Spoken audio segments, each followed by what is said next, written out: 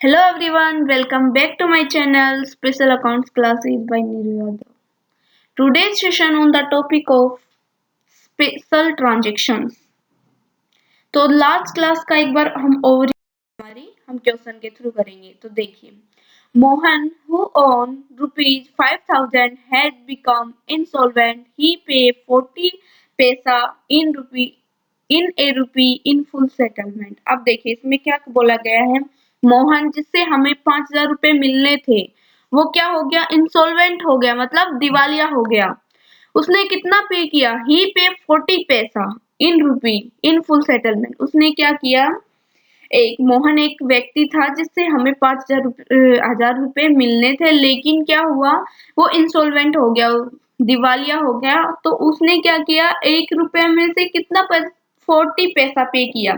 It means उसने कितना 40% पे किया।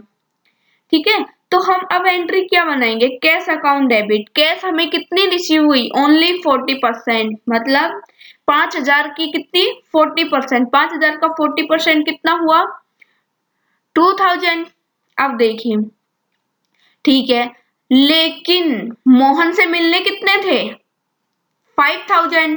अब टू मोहन अकाउंट में कितने डालेंगे 5,000। ये जो डिफरेंस आ रहा है दोनों साइड का, तो ये जो 3,000 का जो डिफरेंस है वो किस में डालेंगे, बैड डेब्ट्स अकाउंट के अंदर।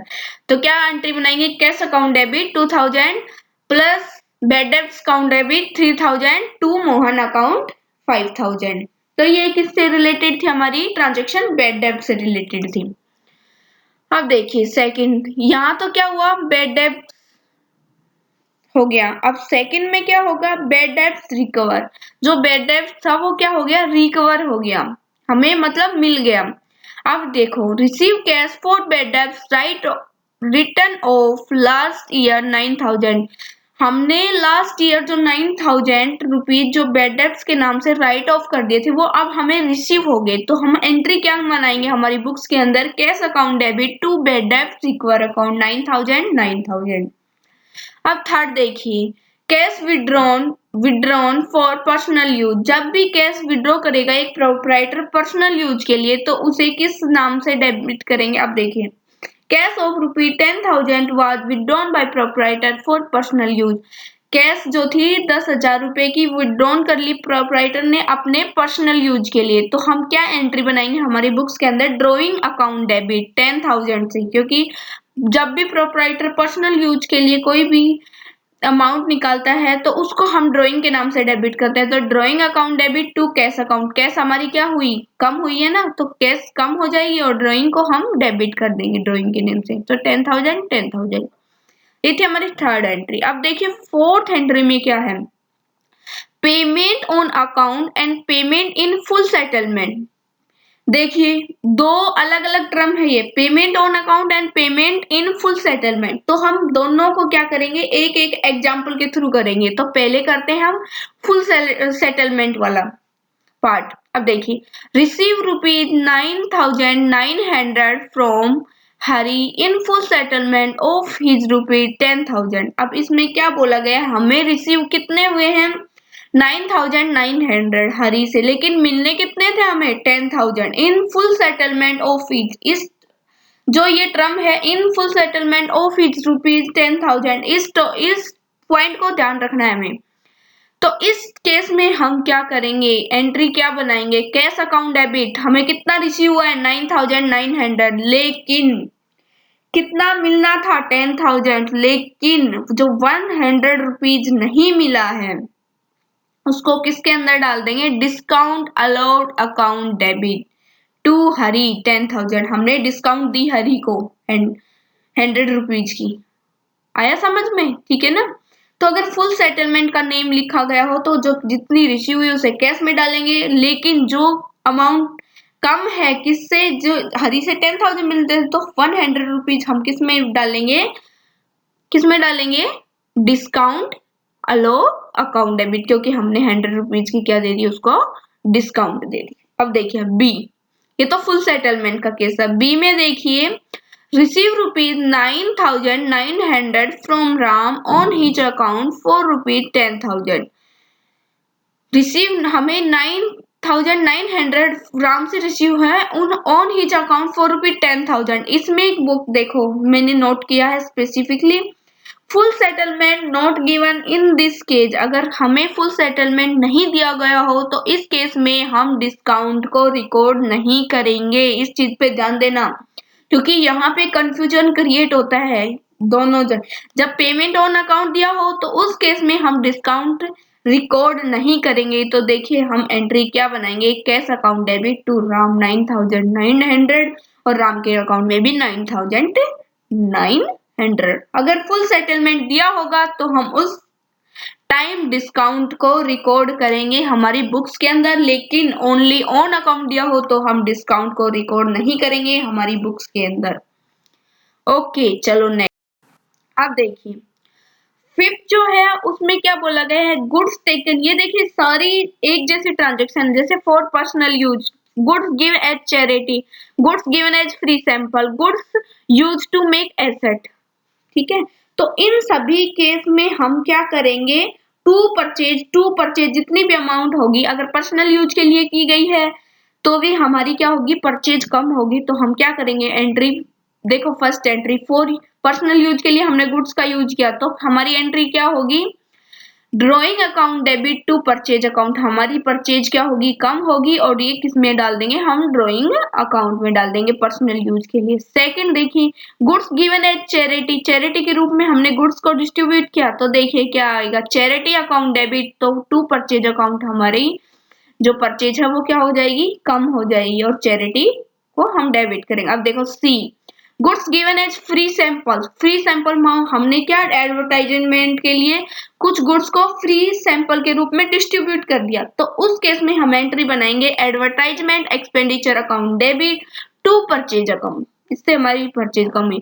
डी में देखिए goods use to make asset, goods का यूज किया गया है एसेट बनाने के लिए, तो उस केस में हम क्या करेंगे, asset account debit to purchase account, asset to purchase account. अब देखिए इन फोर जो ट्रांजेक्शन हमने की उसमें क्रेडिट में हमेशा क्या किया हमने, to purchase account, to purchase account, to purchase account, to purchase account, और अलग अलग नाम दिया है। पर्सनल यूज के लिए तो ड्रॉइंग को डेबिट कर दिया, चैरिटी तो चैरिटी अकाउंट को डेबिट कर दिया, और goods given as free sample तो किस में डाल दिया हमने, एडवर्टाइजिंग एक्सपेंडिचर के अकाउंट में डाल दिया। Goods use to make asset तो asset account debit to purchase account. Okay यहाँ हुआ क्लियर, चलो नेक्स्ट।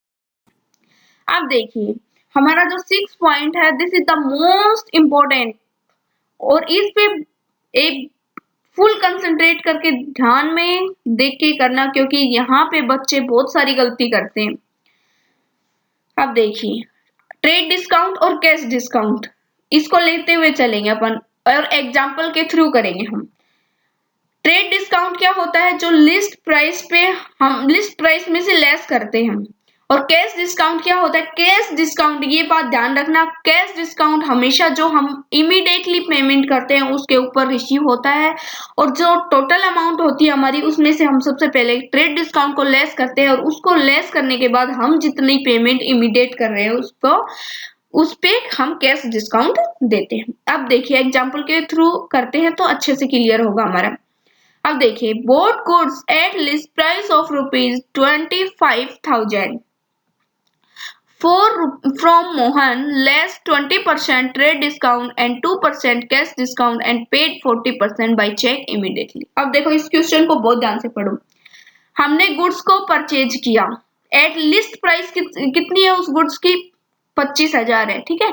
किससे लिया है हमने, मोहन से लिया है, लेस जिसमें से 20% हमें क्या दिया गया है, ट्रेड डिस्काउंट दिया गया है, और 2% कैश डिस्काउंट, और उसने क्या किया है 40% पे किया है इमीडिएटली चेक के द्वारा। अब देखो हम हमारी बुक्स के अंदर एंट्री क्या बनाएंगे, चलो हम पहले वर्किंग नोट में चलते हैं फिर एंट्री को देखते हैं, ठीक है। तो सबसे पहले हमारी लिस्ट प्राइस कितनी है 25,000, उसके बाद देखिए हमारे वर्किंग नोट में लेस ट्रेड डिस्काउंट कितना है 20%, तो 5,000 हो गया 20%, ये आ गया हमारा 20,000, तो इसको हम फर्स्ट एंट्री मान लेंगे, ये हम फर्स्ट में डालना है हमें, ठीक है। अब इसने क्या बोला है 20,000, अब उसने क्या बोला है 2% कैश डिस्काउंट दिए 40%, 40% उसने इमीडिएटली पे किया है। 40% मतलब 20,000 का 40% इट मीन्स 8,000 पे ही हम क्या देंगे कैश डिस्काउंट जो हमने इमीडिएटली पे किया है। कैश डिस्काउंट हमारी कितनी है 2%। तो ये देखिए हमारी कितनी आ जाएगी 8,000 में से हम इसका 2% निकालेंगे तो 160। तो ये हमारी जो अमाउंट आएगी 7,814 ये है। ये क्या होगी बैंक अकाउंट से पे करेगा मोहन इमीडिएटली। और जो रिमेनिंग अमाउंट बच गई वो किसके अकाउंट में मोहन क्या है हमारा हमने टू मोहन किसको देने हैं अब पैसे मोहन को। तो मोहन क्या बन गया हमारा क्रेडिटर बन गया उसको पे करने हैं अभी 12,000 रुपए हमें। तो देखिए हमारी बुक्स में एंट्री क्या आएगी purchase account debit 20,000 to Mohan 12,000 20,000 minus 8,000 remaining 12,000 बच गए वो हमें मोहन को पे करने हैं। तो ये 12,000 आ गए। टू बैंक अकाउंट जो हमने इमीडिएटली पे की तो 8,000 था हमारा जो 40% था 20,000 का उसमें से 2% हमने कैश डिस्काउंट दिया तो जो टोटल अमाउंट आई लेस करने के बाद डिस्काउंट तो 7,840 आई। और टू डिस्काउंट रिसीव अकाउंट हमें जो डिस्काउंट रिसीव हुई है हम उसको डिस्काउंट रिसीव अकाउंट में डाल देंगे 160। तो ये हमारी हो गई टोटल एंट्री। तो देखिए ये जो होती है ये इस क्वेश्चन में बहुत सारी बच्चों की क्या होती है मिस्टेक्स कर देते हैं बच्चे। तो सबसे पहले इस केस में हमें क्या करना है लिस्ट प्राइस को लेना है उसमें से ट्रेड डिस्काउंट को लेस करना है उसके बाद जो वो इमीडिएटली पे कर रहा है कितना परसेंट वो लेना है और उस इमीडिएट पेमेंट से कैश डिस्काउंट को लेस करना है।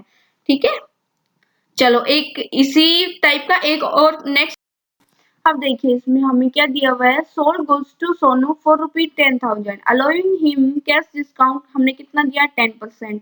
Trade discount 5%। He paid 1/4 amount in cash at time of purchase. तो देखिए इसमें सबसे पहले वही चीज है मेरी हम लिस्ट प्राइस देखेंगे 10,000 है हमारी गुड्स की तो उसमें से हम सबसे पहले लेस करेंगे 5% तो कितना आएगा हमारा 5,000 तो 9,500 की अमाउंट आ गई।